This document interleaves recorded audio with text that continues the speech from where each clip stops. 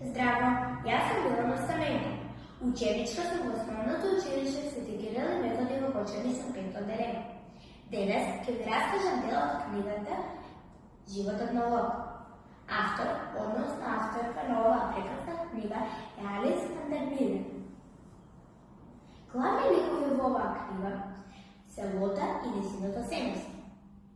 Делот, односно настанот, кој мене ми остави најголем впечаток, беше оној кој се случуваше по одењето на новото училиште. А што се случи тогаш? Сега ќе ви раскажам.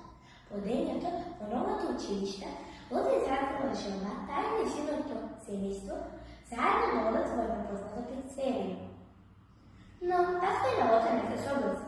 Тој сакал да ги однесе на некој познат грчки ресторан, а сепак те отишли во пицеријата по желбата на Лота. Се било во ред, само дека не донере храна.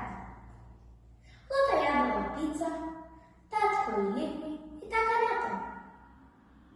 Двајцата помали браќа на Лота си играле со нивните мали пиштолчиња и наеднаш го турнале сокот врз пицата на Лота, за да знаете како изреагирал таткото.